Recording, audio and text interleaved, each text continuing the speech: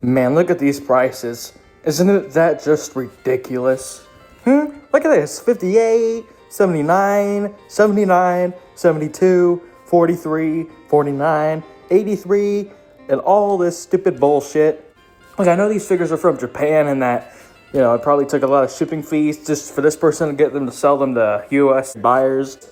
But if they're pricing it that much, I don't know, they're either very desperate for money, greedy, or that's just how bad the goddamn economy is. Look, they're selling the Godzilla Bandai Namco articulated figure for $60.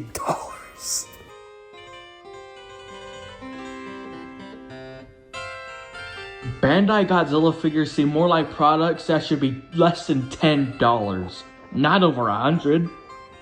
And people like this will always pay the prices.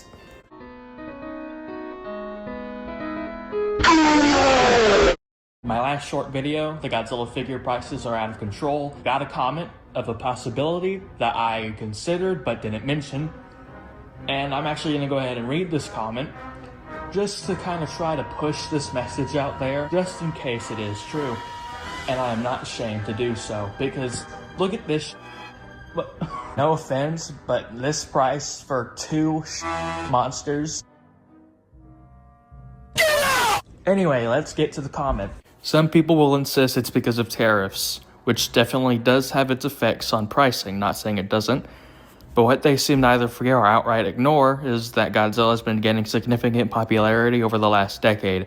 As such, Toho is cashing out and forcing Bandai to inflate their own prices and forcing other sellers and companies to pay more expensive license fees for their own products. The only way Godzilla merch is going to go back down to what it was pre-2014 is when people lose interest, the franchise goes back into another hiatus, and demand for merchandise drops second to none. Only then will we see reasonable prices again. So yeah, I agree with what this comment is saying. It's very plausible, especially with what toy collection companies are doing over here in America. And it's ridiculous. But to some extent, I can't really blame them. The economy anywhere can be pretty horrible. And everyone wants to make their money. I mean, I do too. And people will take some crazy or immoral measures just to do so.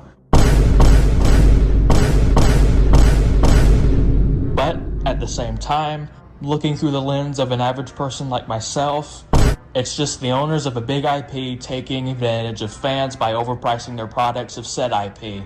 And this is nothing new, we've seen it before.